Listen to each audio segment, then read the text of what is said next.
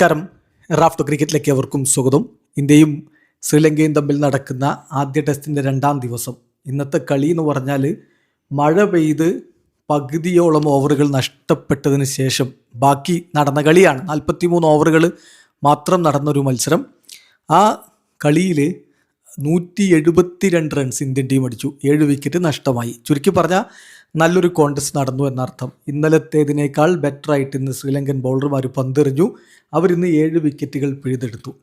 മഴ തന്നെയാണ് കളിയുടെ ഇക്വേഷൻ ആകെ മാറ്റിമറിച്ചത്. ഇന്നലെയും കുറച്ച് ഓവറുകൾ നഷ്ടമായിരുന്നു. ഇന്ന് പക്ഷേ രാവിലത്തെ കളി മുഴുവനായിട്ടങ്ങ് മഴ കൊണ്ടുപോയി. ഉച്ചയ്ക്ക് ശേഷമാണ് കളി പുനരാരംഭിച്ചത്. അതുകൊണ്ട് തന്നെ ഇന്ത്യയെ സംബന്ധിച്ചിടത്തോളം ഒരു ഏർജൻസി ഉണ്ടായിരുന്നു പെട്ടെന്ന് സ്കോർ ചെയ്യുക എന്നുള്ളത്. അല്ലാത്ത പക്ഷം ഇനി കാര്യങ്ങൾ കൈപ്പിടിയിൽ നിൽക്കാതെ വരാൻ സാധ്യതയുണ്ട്. അതായത് വിജയമാണല്ലോ നമ്മുടെ ലക്ഷ്യം. സമനിലയിലേക്ക് പോകാനുള്ള സാധ്യതയെ കൗണ്ടർ ചെയ്യണമെങ്കിൽ പെട്ടെന്ന് സ്കോർ ചെയ്യണമായിരുന്നു. അതിനുള്ള ശ്രമങ്ങളൊക്കെ നടത്തി. ബട്ട് ശ്രീലങ്കയും വിട്ടുകൊടുക്കാൻ തയ്യാറാവാതെ പന്തെറിഞ്ഞു. പ്രഭാത് ജയസൂര്യ മനോഹരമായിട്ട് പന്തെറിഞ്ഞു.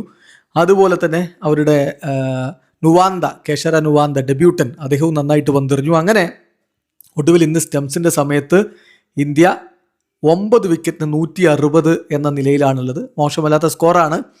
എന്നാൽ പോലും ഈ മഴയും ഈ പ്രശ്നങ്ങളൊന്നും ഇല്ലായിരുന്നെങ്കിൽ നമുക്ക് 500-ന് മുകളിലേക്ക് എത്താമായിരുന്നു എന്നൊരു തോന്നൽ എനിക്കുണ്ട്. കാരണം സ്ട്രാറ്റജി മാറ്റേണ്ടി വന്നു മഴയും ഓവർ നഷ്ടപ്പെടലും കൊണ്ട്. എന്തായാലും ഇന്നലെ നമുക്കറിയാം യശസ്വി ജയ്സ്വാൾ 32 റൺസായിട്ട് ഔട്ടായി പോയിട്ടുണ്ടായിരുന്നു. റണ്ണൗട്ടായ രീതിയൊക്കെ നമുക്കറിയാം. ഗില്ല് 16 റൺസിനും മടങ്ങിയിരുന്നു. ബാക്കി പടിക്കലും ഋഷഭ് പന്തുമാണ് ക്രീസിലുണ്ടായിരുന്നത്. ഇന്ന് ഉച്ചയ്ക്ക് ശേഷം കളി പുനരാരംഭിച്ചപ്പോൾ പന്ത് അനാവശ്യമായിട്ട് ഔട്ടായിട്ടാണ് ഞാൻ പറയുക. കാരണം ആഞ്ഞടിക്കാൻ വേണ്ടിയിട്ടുള്ളൊരു ശ്രമം ആ സമയത്ത് നടത്തേണ്ടി ഉണ്ടായിരുന്നില്ല. അത് ആകെ അങ്ങ് തെറ്റിപ്പോയി. അദ്ദേഹത്തിൻ്റെ വിക്കറ്റ് വീഴുന്നു. കെഷാര നുവാന്തയുടെ പന്തിൽ അദ്ദേഹം ദിനൂഷ പിടിച്ച് മറങ്ങുമ്പോൾ 62 പന്തിൽ നിന്ന് 39 റൺസാണ് ഇന്ത്യൻ ടീമിൻ്റെ സ്കോർ ബോർഡിലുണ്ടായിരുന്നത്. അതായത് ഇന്നലെ നമ്മൾ 288 റൺസ് അടിച്ചാണ് ഇന്ന് 307-ന് 3 എന്ന രൂപത്തിലേക്ക് കാര്യങ്ങൾ മാറുന്ന കാഴ്ച കണ്ടു. ശ്രീലങ്കയെ സംബന്ധിച്ചിടത്തോളം സെക്കൻഡ് ന്യൂ ബോൾ കൊണ്ട് അവർ കാര്യങ്ങൾ നല്ല രൂപത്തിൽ ചെയ്യുന്നതാണ് പിന്നീട് നമ്മൾ കാണുന്നത്. ഏതായാലും KL രാഹുൽ വരുന്നു. ഇന്നലെ അദ്ദേഹം ക്രാമ്പായിട്ട് കയറിപ്പോയതാണ്. ഇന്ന് പക്ഷേ അദ്ദേഹത്തിന് അധികം ഒന്നും ചെയ്യാൻ പറ്റിയില്ല. കേശര നുവാന്തയുടെ പന്തിൽ മധുഷ്ക പിടിച്ചു മടങ്ങി. 175 പന്തിൽ നിന്ന് 82 റൺസാണ് അദ്ദേഹത്തിൻ്റെ സംഭാവനയായിട്ടുണ്ടായിരുന്നത്.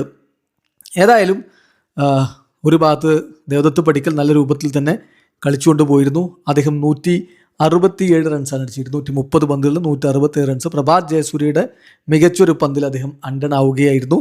ദിക്വല സ്റ്റംപ് ചെയ്തു മടങ്ങി. 167 റൺസിന് അദ്ദേഹം പുറത്തായി. ഇവിടെ ശ്രദ്ധിക്കേണ്ട കാര്യം ജുറൽ വളരെ മനോഹരമായിട്ട് കളിച്ചിട്ടുണ്ട്. പക്ഷേ ജഡേജ നുവാന്തയുടെ പന്തിൽ പെട്ടെന്ന് മടങ്ങി. 25 പന്തിൽ നിന്ന് 13 റൺസാണ് അദ്ദേഹം നേടിയത്. ജുറൽ ഒരു കൗണ്ടർ അറ്റാക്കിലേക്ക് പോവുകയും 4 4 1 6 അടക്കം അദ്ദേഹം 51 റൺസ് അടിച്ചത് വളരെ ക്രൂഷ്യലായിട്ട് മാറി. സിറാജ് വന്നു.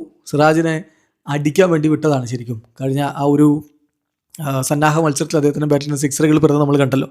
ഒരു വിവിയൻ റിച്ചാർഡ് സ്റ്റൈലിൽ ഹെൽമെറ്റൊന്നും ഇല്ലാതെ വന്ന് ചൂയിങ്ങൊക്കെ ചവച്ചുകൊണ്ട് അടിക്കാൻ വേണ്ടി വീശി. പക്ഷേ ഒരു 6 അടിച്ചു ഓസ്പിന്നറുടെ പന്തിൽ. പക്ഷേ ആസിദ ഫെർണാണ്ടോയുടെ പന്തിൽ ധനഞ്ജയ ഡി സിൽവ പിടിച്ചു മടങ്ങി. 15 പന്തിൽ നിന്ന് 11 റൺസായിരുന്നു അദ്ദേഹത്തിൻ്റെ സംഭാവന. മനോജ് സുതാർ പ്രോമിസിംഗ് ആയിട്ട് തന്നെയാണ് കളിച്ചത്. പക്ഷേ പ്രഭാത് ജയസൂര്യ അദ്ദേഹത്തെയും മടക്കി വിട്ടു. 43 പന്തിൽ നിന്ന് 24 റൺസാണ് അദ്ദേഹം നേടിയത്. ഒപ്പം സ്റ്റംസിൻ്റെ സമയത്ത് കുൽദീപ് 12 റൺസുമായിട്ടും പ്രസിദ്ധ് 1 റൺസുമായിട്ടും ക്രീസിലുണ്ട്.